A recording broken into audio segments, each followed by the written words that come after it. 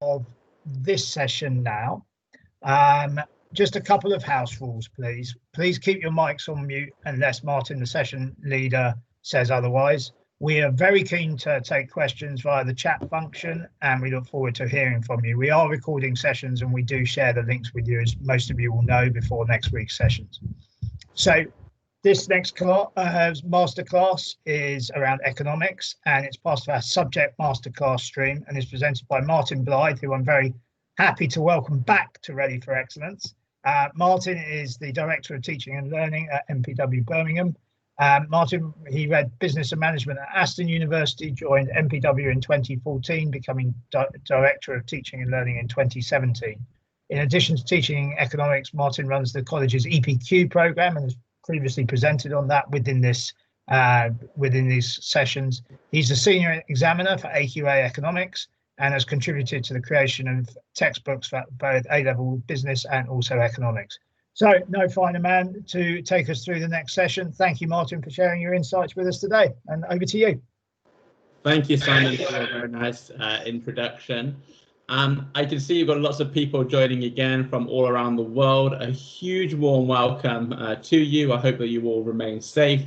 It's also nice to see a few names which I recognized from previous sessions which I've done on the extended project qualification, but also on business last week. I can see that Alyssa is here again, and I've been telling everybody I know about Alyssa's business plans to help reduce the gender opportunity gap in education in her home country, which I found very, very inspiring in last week's session. So today we're going to focus on economics rather than on business. And just like business, economics is one of those subjects which most students will not have studied before embarking upon the program, either during a foundation year or obviously at A-level. Now at MPW Birmingham, I do teach the A-level economics specification for EdXL, even though I'm an AQA examiner. But also I teach the NCUK foundation year program in economics. So if you do have any questions, like Simon said, about economics, either during foundation year or during A-levels, please do not hesitate to ask those questions in the conversation box. Hopefully by the end of today's session, you will have a slightly clearer understanding of what economics is. And you'll also hopefully understand some of the key words and terms associated with our subject. Now, economics is one of the fastest growing subjects at A-level here in the UK. And I am forecasting that the growth in student numbers will continue, because every single day when you switch onto a news channel or you go onto social media, the current headlines are definitely dominated by economics. And obviously, although we're amidst a health pandemic, which obviously threatens life, the economy is under huge stress and under huge pressure at the moment. And we are about to enter a technical depression. In reality, the depression is already happening. But for a depression to actually exist, there must have been 6 months or more of negative growth. We're not quite there yet officially, but we're almost there. And we will have a huge depression, which we're going to live through. And as you can imagine, with a word like a depression, it's not a good time to be in terms of job losses, slow growth, stagnation, loss of average income. And it can seem that the economy is quite a scary place at the moment.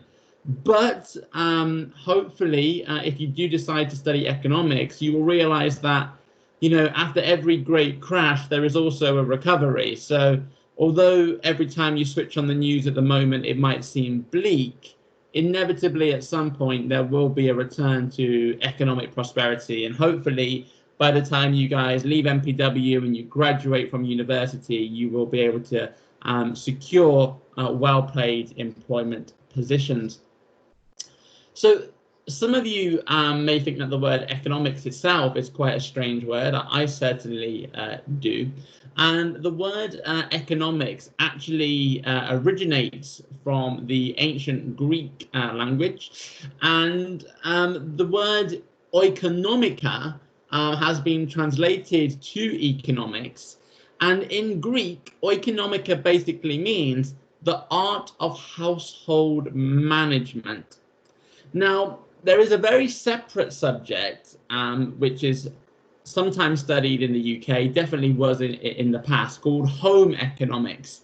And home economics is very different to the modern economics, which is studied at A level by most students today, although the basic fundamentals of these subjects are still the same.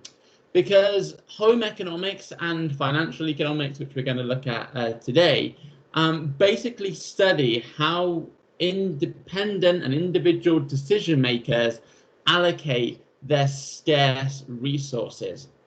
And to understand why oikonomika or economics is the study of household management, we need to actually understand the principal basic economic problem. Now, the basic economic problem is scarcity. And this basically means that there are not enough resources within the global economy to satisfy our unlimited wants. So in A-level economics, we simply say that within the global economy, we have infinite wants. So our wants are unlimited. We have so many of them, but the resources available are definitely finite. Now, you guys probably come into contact with the economic problem every single day without realizing it. Your friends might say to you, hey, do you want to go to a restaurant after school? And you might say, I can't afford it at the moment. I haven't got any money. Well, you've immediately come into contact with the economic problem. If you can't afford something because you have a lack of money, you want to go out with your friends. So you have that infinite want, that desire to go and meet with your friends and eat good food. But the reality is you don't have the resource required to complete the transaction in that market. So you don't have the money to be able to afford to eat out with your friends. It might be that you've at some point in your life considered what you would do if you won the lottery or lotto or a big amount of money in a competition. So I saw that on the Euro Millions tonight, you can win, let's say, £15 million. In my head, a million times, I have thought about what I would do if I had £15 million. I'd buy a nice holiday home, maybe in Spain. I'll probably go on a nice holiday to America. I'll probably buy a Lamborghini as well. And as I mentioned last week, for those of you who are here, I would definitely be starting my zoo. I'd definitely build a zoo. But again, when I'm back in the room and I realize that actually, you know, I'm a teacher at NPW, I don't have £15 million, even though I would like it. Again, my wants become unrealistic. I don't have that resource, that money to be able to afford to do the things that I would actually quite like to do. But it's not just money, which is the only resource which we have to allocate as economists. Now, normally, during the first lesson that you would have with me or with one of my colleagues in London or in Cambridge, what we would do when we introduce you to the idea of the economic problem is we would make you play a game where you have to decide out of a profile of 10 people who need kidney dialysis treatment, which 2 of them are able to access the available dialysis machines. Now, that example has suddenly become outdated by the coronavirus pandemic. During the past few months, we have seen countries have to make decisions about which patients deserve access to ventilators. At this time, ventilators are a very scarce resource. Donald Trump went on record a few months ago saying that America had 9,000 ventilators in stock and ready to go. But we've all seen what's happening with America's COVID figures. They're still going up and up and up and up. And I think I saw today at a glance They now have recorded over 4 million cases. So let's say that 15,000 people needed ventilator treatment in America to overcome the breathing problems associated with COVID. If they've only got 9,000 ventilators available, they are encountering the economic problem. They have a want and a desire to cure 15,000 people and to provide medical assistance to them, but there are only 9,000 ventilators available. There is a fundamental mismatch between what we want and what we can have. The resources are finite, only 9,000 ventilators, but there could be an infinite demand for ventilators. Let's say 15,000 people need it. Some people are going to have to go without. And therefore, as economists, what we actually need to do is we need to make choices. And that's what economics is all about. How do we allocate those scarce resources to the best possible use? How do we make the decisions which are going to give us the highest level of satisfaction as individuals, the highest profits if we are a business, and if we are a government, how do we allocate resources to maximize social welfare?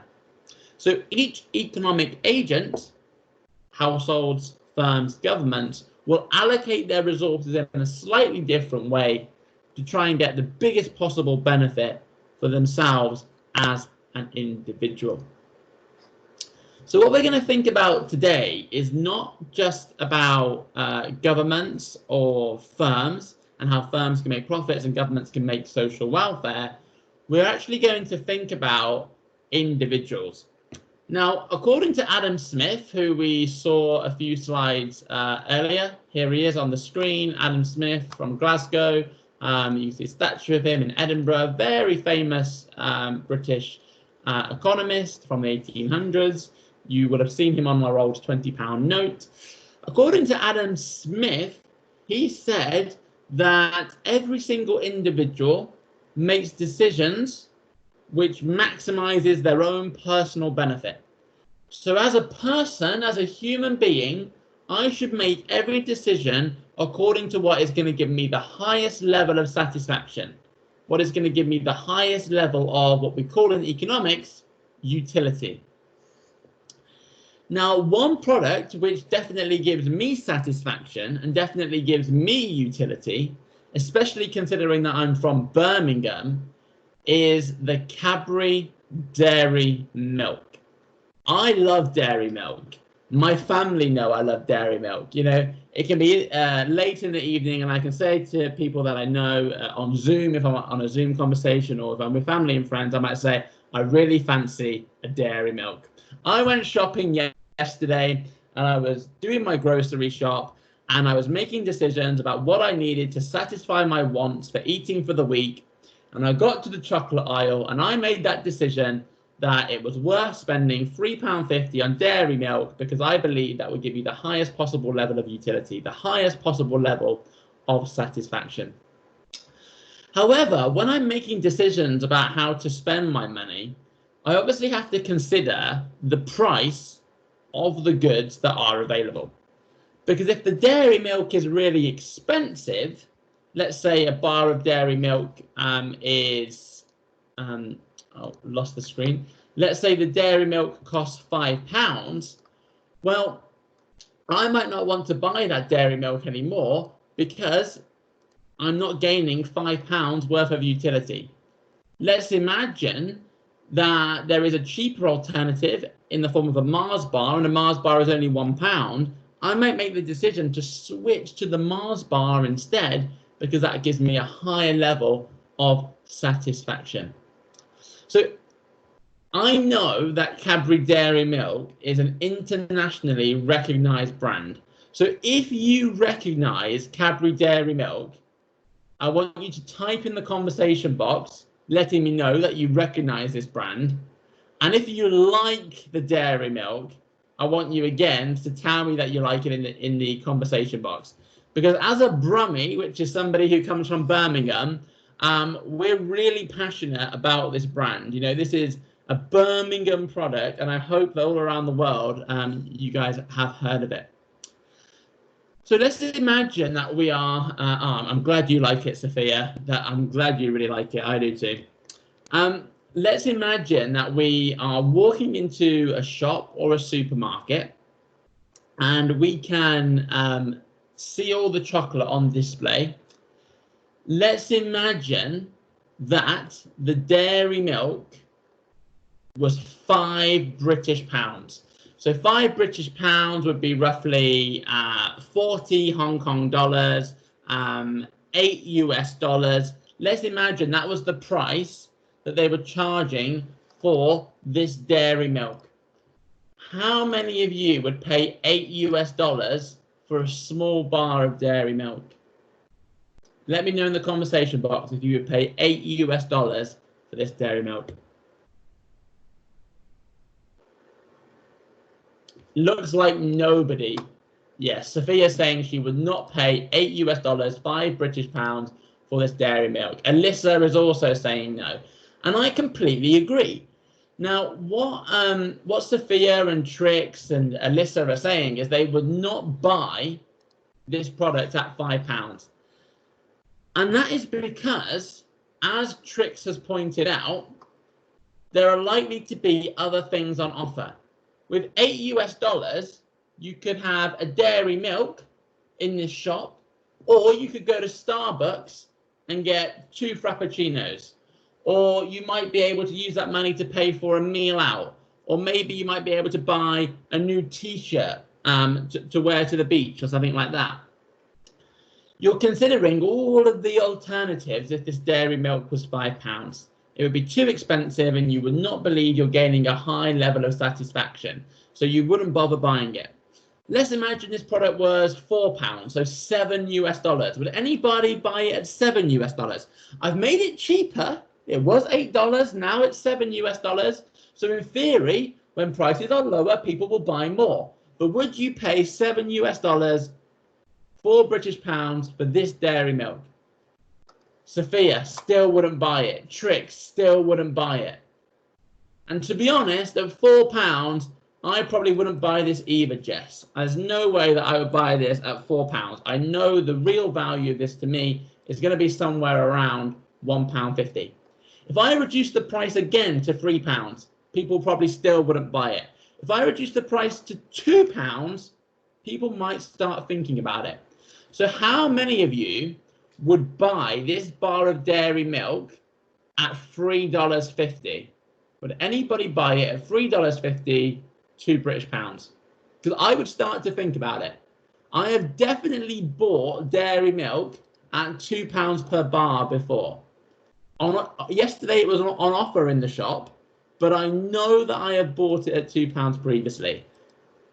So Jess still wouldn't buy it, Madge still wouldn't buy it, but Jess would buy it. Jess would buy it at £2. Trix is starting to consider it.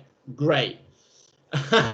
Someone's saying it's cheaper in Scotland. You can buy it for £1. That's brilliant. Sophia, you're considering it as well. Fantastic. Now, we would definitely consider it at £2. And what we're starting to see here is that as the price is reduced, we begin to see the fundamental law of demand. When prices are lower, households, me, you, Sophia, Trix, Jess, Alyssa, all of the people in this room begin to become more willing and able to buy the good.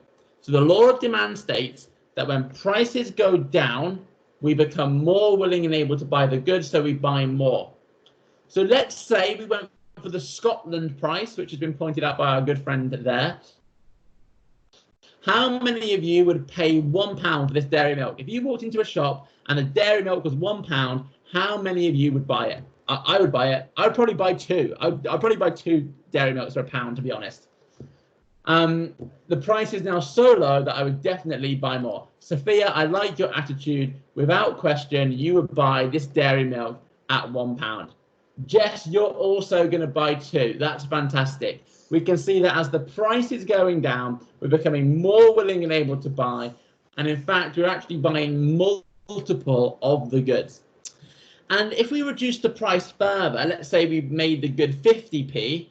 If they were 50p, I know that this product is now so cheap, I would probably buy lots and lots of this product. If I walked into Tesco's, which is our main supermarket here in the UK, and this dairy milk was 50p, I would probably buy 10 bars. I would stock up and I would keep myself with a good supply of dairy milk for the next few weeks. So we know that without question, when the price goes down, we become more willing and able to buy the good. When you study economics at A level or in your foundation year, or if you go on to do it as part of your undergraduate degree, one of the first models which you will use is demand curve. And a model is basically just a way which economists communicate and simplify reality. And on the screen now, we can see our demand curve, and it's downward sloping. And we can see that on this diagram, when price is high, so we look on the y-axis, when price is high, we are not willing and able to buy many of the good. We can see that when price is high, the quantity demanded is low. But as the price goes down, we say demand extends. People become more willing and able to buy the good, and the quantity demanded is higher. This is because lower prices give us a greater incentive to buy a good. We know that at a low price, we have an incentive to maximize our utility to gain the highest possible level of satisfaction, so we buy more of the good. The opposite also happens when prices go up. So when the price starts to rise, we realize that we're not gaining as much satisfaction as before. So if we were in Scotland and the price of dairy milk was £1, so let's say $1.40, and we see that overnight the good becomes £2 British or $2.50, we suddenly go, oh, actually, we don't want to buy the dairy milk anymore. No, thank you, it's too expensive. We wouldn't be gaining the same level of satisfaction because the good is now more expensive. And we have limited money. That's the basic economic problem. We have limited resources. So we don't want to allocate our money to buy the expensive chocolate because we could gain satisfaction by spending it elsewhere in a market or within the economy. Now, when you study economics, whether it's in a foundation year, A level, or at undergraduate level, it would be impossible for you not to learn about the functions of the price mechanism. And basically, Adam Smith, who we met earlier from Glasgow, very famous Scottish, British economist, he said that the price mechanism has three fundamental. Now, basically, there's a lot of terminology that I'm introducing to you, but he basically said, if we take it right down to introductory level, that prices do three things in a market. They signal where resources are needed to produce more of a good. Prices help us to ration goods which are scarce and we don't have very many of them available. And prices also give incentives to produce more or to buy more if we're consumers. So if prices start to rise, so let's say like with face masks during the pandemic, everybody in the UK from today needs to wear a face mask in a shop or takeaway or cafe if they're not consuming drinks. Demand for face masks has increased massively since December 2019. So in December 2019 in China, you could probably buy a whole box of face masks for $10 per box.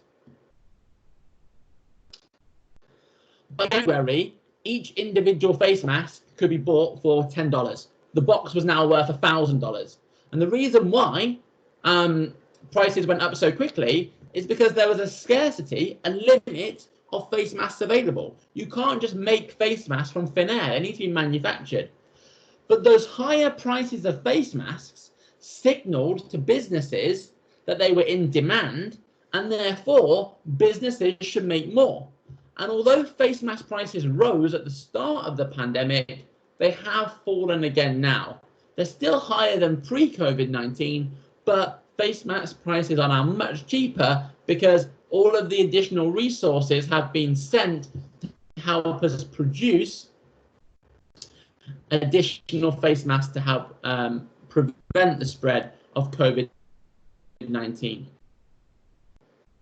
We've mentioned in theory, but the function of the price mechanism, which I want to dive into a little bit more now, is the rationing function of the price mechanism.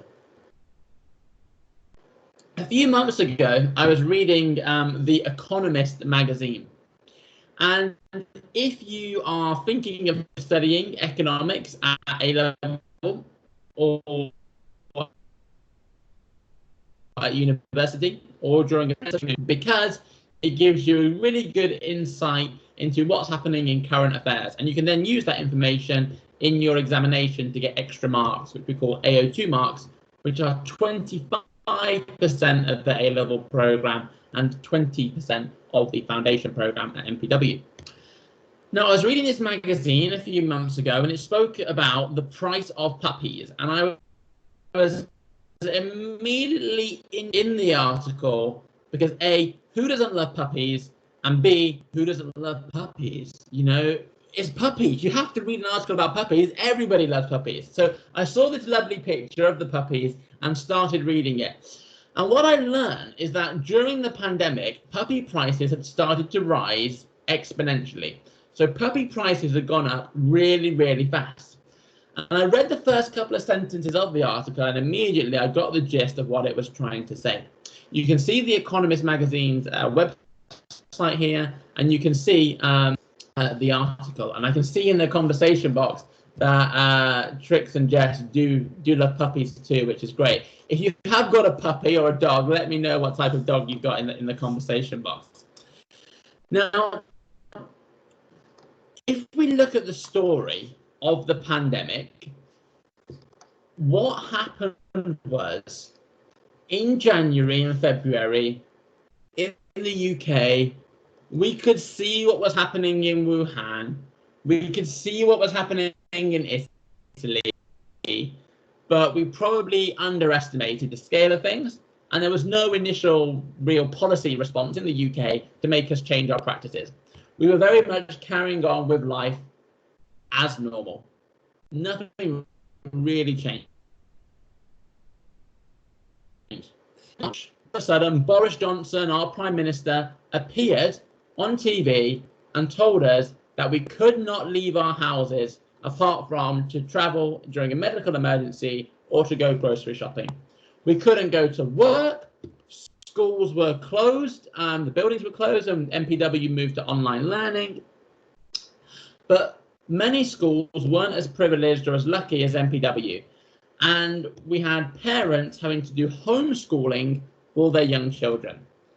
Now, thankfully, I don't have any young children, but I know people who do have young children, and they experience something very similar to the picture you can see on your screens right now.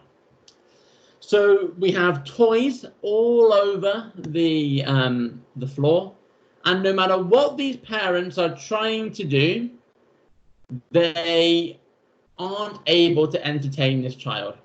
They've given it every toy. They've let it watch YouTube. They've let the child watch CBeebies. They've tried reading. They've tried to do all the homework, which has been set by the school. But no matter what they try, they cannot get their child to be entertained, to sit down and be quiet. And I have lots of friends on Facebook messaging me saying, how on earth do you teach young people? I can't bear to be locked in a room with them, and it's only been one day of lockdown. And all of a sudden, out of nowhere, there was this huge appreciation for the work that teachers do in keeping young people entertained on a daily basis. And, you know, I love my job.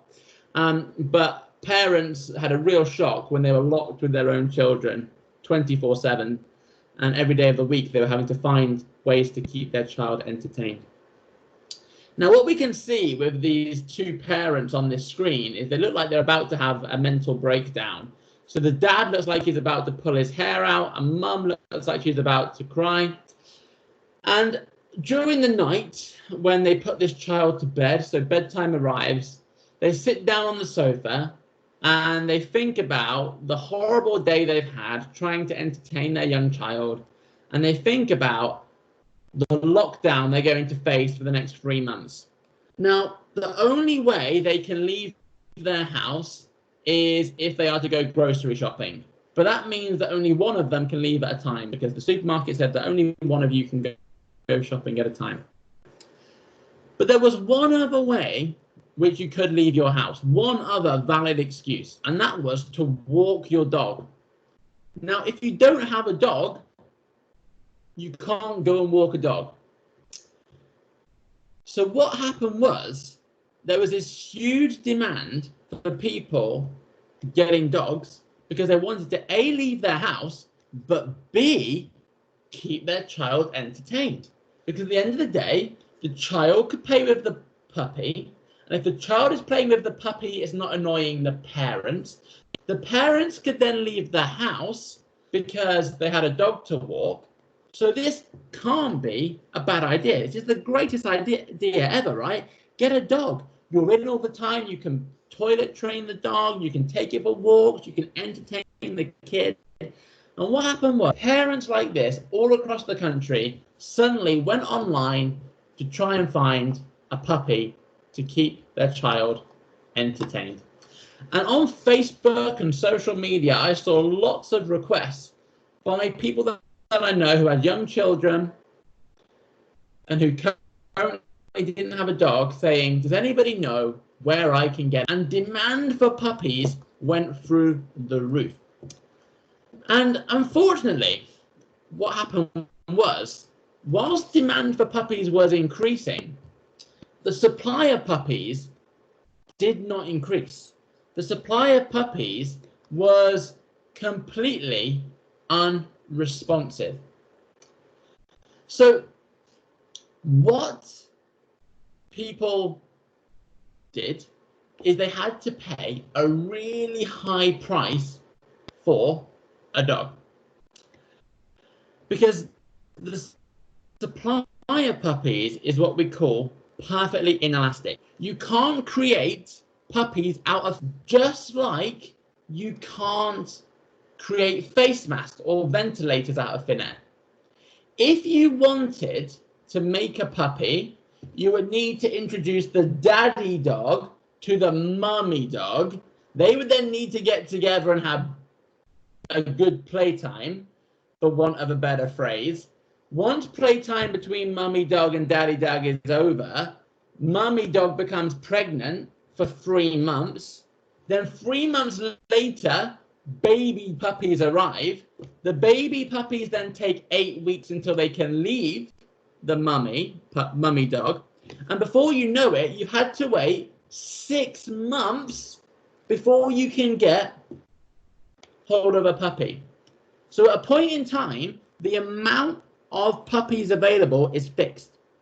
Now, if you were a dog breeder and you had 6 puppies available, then you might be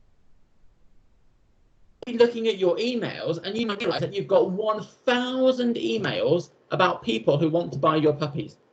Now, some people might think, well, the first 6 people should be the people who get the puppies.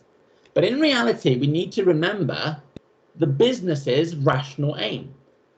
The dog breeder, the business, would want to maximize their profits. So what they would do when demand is high is they would increase their prices. So let's imagine that before the pandemic, a Labrador puppy was £400.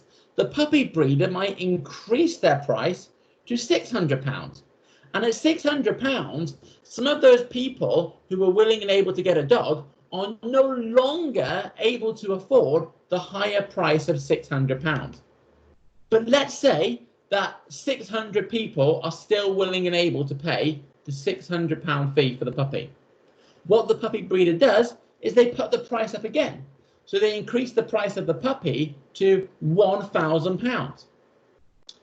And if there are still 100 people who want to buy the puppy breeder puts the price up again to £1,500. And now there's only 50 people who want to buy the puppy. But there is still a huge difference. We only have 6 puppies available, but we still have 50 people who are willing and able to pay the high price to get the puppy. So the business needs to put the price up and up and up and up until the amount of people who are willing and able to buy a puppy is equal to the amount of puppies available.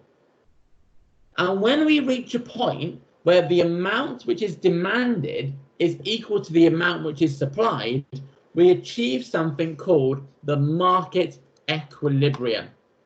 And what we can see on this chart here from The Economist is the percentage increase in the price of puppies before coronavirus and then in May 2020.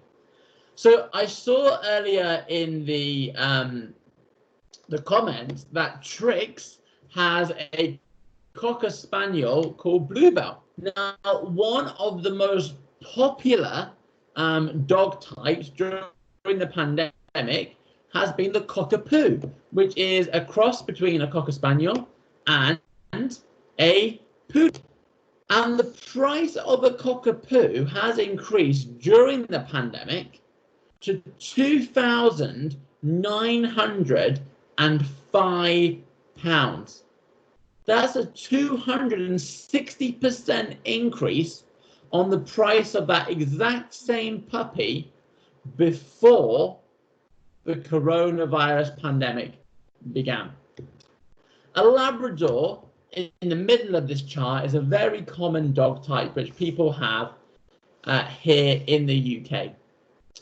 And my dog is a Labrador Rottweiler cross. So he's a very big dog and he's a very loud dog when he wants to be. But before the pandemic, you could pick up a Labrador puppy for, £800 very, very easily. But now, because there are lots of people who want a dog because they're bored during lockdown, the Labrador prices have increased to an average of £1,711, approximately a 150% increase in the price of that type of dog. And this is all because market forces, supply and demand, are working to try and achieve an equilibrium.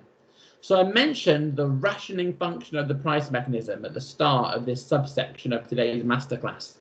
And what we've seen with the price of puppies is the rationing function of the price mechanism in action. There is scarcity of puppies. As we've ascertained, as we've mentioned, there aren't enough puppies available to satisfy demand. So what happens when supply is very inelastic, which means it can't change easily, is that when demand increases, prices rise very quickly until we get to a situation where the people who receive the good, and we probably shouldn't talk about living animals as a good, but we will because we're economists and we don't have morals. When we see the supply is very inelastic and the price goes up, the price rises until the amount of people who are willing and able to buy the good is equal to the amount of goods which is available. So in the situation with that breeder who had 6 puppies available, they will increase the price until they have 6 people being able to pay the price for those puppies. Then what is you get a situation where those 6 households are maximizing their utility. They have really high satisfaction because they get a puppy, but also that business has maximized its profits because they've been able to charge the highest possible price to those people who had the most ability to pay the highest price for those puppies. Now I can see in the conversation box that you guys have come up with some great ideas, and you've asked some great questions as well about the knock-on effects of these actions. I can see Trix has mentioned a really good question. She says, do you think there will be a knock-on effect where people can no longer look after dogs when the parents go back to work, increasing supply and therefore decreasing price?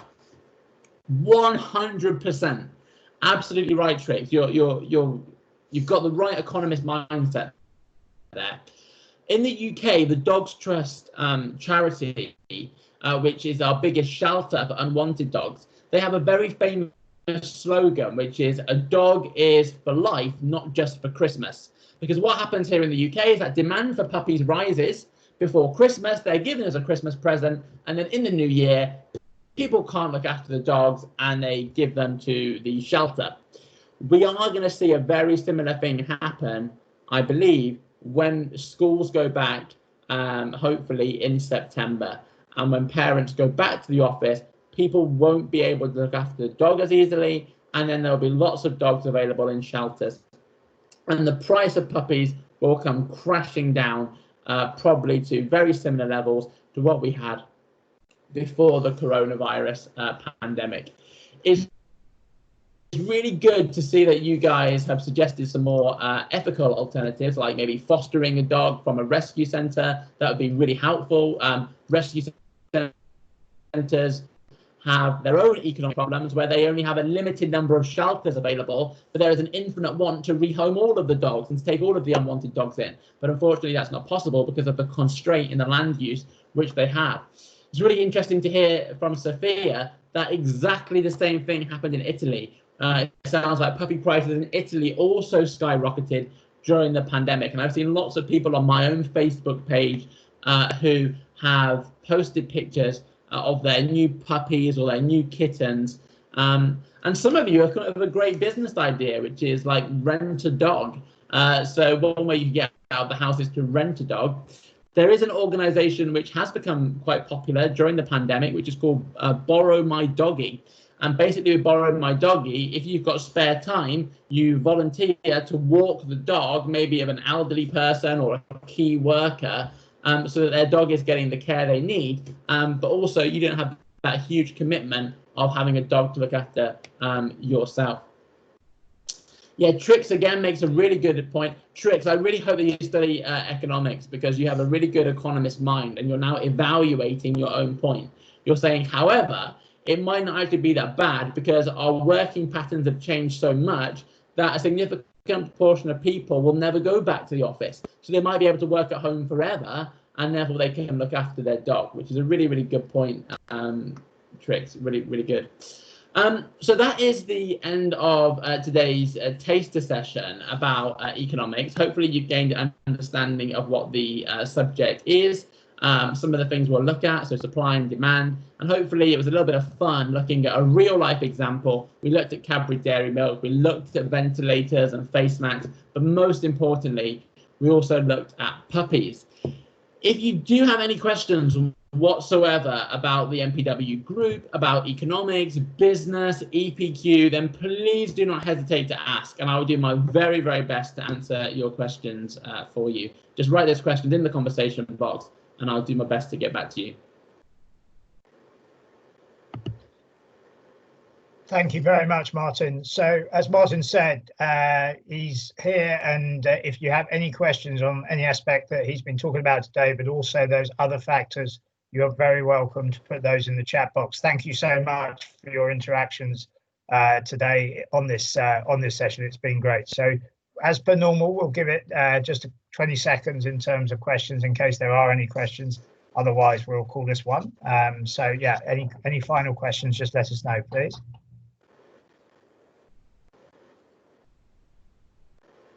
Yeah, you guys were absolutely great.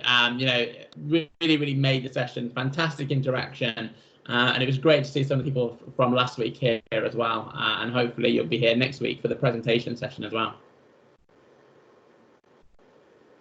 Okay, so yeah, as Martin said, he's running another session next week on presentation skills, which we're looking forward to.